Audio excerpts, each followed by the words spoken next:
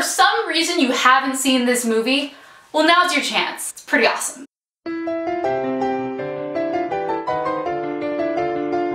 Hey guys, this is Morgan with the Rotoscopers, and today I'm giving you my review of the Boxtrolls Blu-ray. So I was actually sent this to review, and this is actually the 3D Blu-ray, the regular Blu-ray, the DVD, and includes a digital HD copy. Yes. So I was really excited to get this. I loved this movie when it first came out, and watching this again, I fell in love with this movie. It's so charming, and Laika does such a wonderful job with the stop motion. Technically, it is one of the most advanced stop motion movies ever made. So really, just see it for that alone because your mind will be blown. So for those of you who don't know, the Boxtrolls follows the story of a little boy named Eggs who gets taken by a bunch of scary box trolls, and they raise him as one of their own. Now, box trolls are actually trolls that wear boxes, hence box trolls, and they live underground, and it's a very collective communal society, and they build things together, and no one really owns anything, they just work together. And you know, they do their own thing underground. They have to come up every once in a while to get just different gadgets and doodads, so that way they can, you know, continue to build their society down below. Now this is all well and fun, except for Egg starts growing up and realizing, I don't really look like the rest of these box trolls, and I am a box troll, but I'm not a box troll. So eventually he goes up to the surface to Cheesebridge, which is the most amazing town. They're obsessed with cheese, in case you didn't know. And he meets a little girl named Winifred, or Winnie. And so she sort of takes him under her wing and she introduces him to society. Her dad happens to be one of the White Hats, which is basically the highest position you can get in the city. Everyone's defined by the hats that they wear. And so she feels very neglected by her dad because all he thinks about is one, his hat, and two, cheese.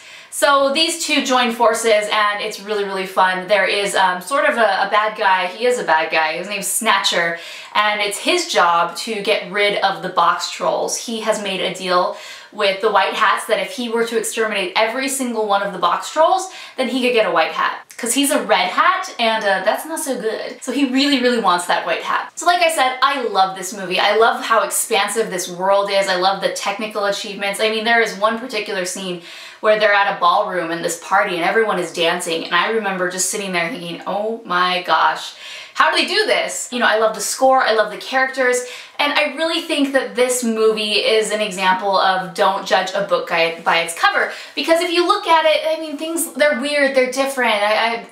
Laika's aesthetic is very different from mainstream animation, so you really need to come with open eyes and an open heart and just accept it. And like really, from the very first scene, you realize, oh, this is awesome, I like it. So definitely don't judge this troll by its box, because it's awesome. Alright, bonus features. I loved the bonus features on here. I was so blown away with just the amount of bonus features that were on here, the content. Like I was saying with that ballroom scene earlier, I was sitting there thinking, how do they do this? And it's like they knew what we were thinking. Those particular scenes where we said, what? How?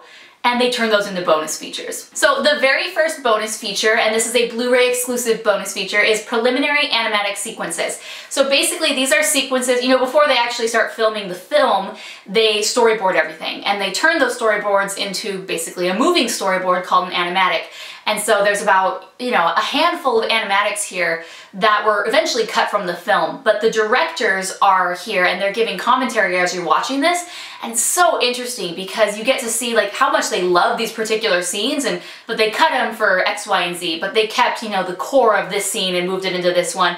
So all these scenes are cut from the film. They're not really deleted scenes. It's not like they shot too much and then deleted them. It's more preliminary scenes that changed and morphed into what we ultimately see as the film today. The next featurette is called Dare to be Square, behind the scenes of the Boxtrolls. This is your typical making of featurette. It's broken into 5 parts, and it focuses on, you know, the voice acting, on the world, the creation. Snatcher, he has a very disturbing allergic reaction to certain types of food, and so they focus on that.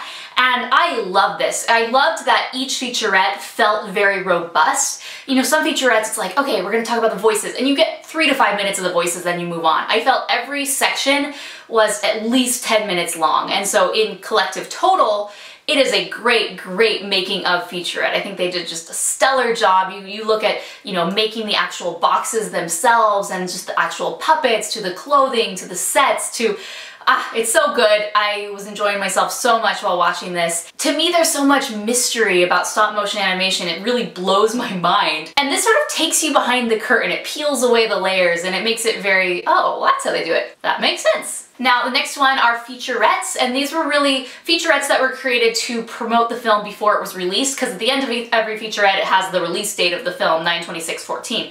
So, you know, you may have seen these before, but nonetheless, I thought they were really interesting. They're quite shorter, but they go into various parts of the making of.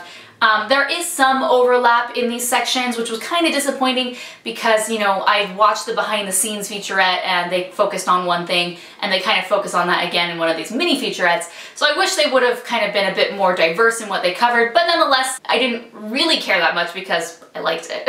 And last up, we have director's commentary with the two directors, Gran Enable and Anthony Stocky, and I'm sure I butchered their names. Oh my gosh, this is an amazing commentary because they continue with what, you know, you see in the featurettes, going behind the scenes, giving you all these details, these things you always had questions about or wondered about, and they give you all that in addition to talking about the characters and the voice actors and the individual animators and people behind the scenes. And so it really is just, as you're going through the movie, you're learning about every process. Like, yeah, we had it this way, we changed it, you know, this is how we came to this. Oh, I loved it. I love any director's commentary, and I immediately within the first few minutes of this one, I'm like, yeah, this is good. So I am going to give the movie 4 stars. It's spectacular, it's mind-blowing, it is another Laika masterpiece. And the bonus features I'm going to give 4.5. Overall, I was very satisfied with the bonus features. There's a little overlap, but that's okay. The world that Laika has created in this movie, they take you back and you get to see, oh, so good. So 4.5 stars for that. Alright guys, thanks for watching my review of the Boxtrolls Blu-ray. Let me know in the comments below what you rate the Boxtrolls and what was your favorite bonus feature that you would most like to see. Also, I don't know if you noticed, but I am wearing my Rotoscopers t-shirt. Yeah, they're awesome, and you can have one too. Go to store.rotoscopers.com and you can buy your very own. Alright guys, until next time, I'm Morgan and this is the Rotoscopers YouTube.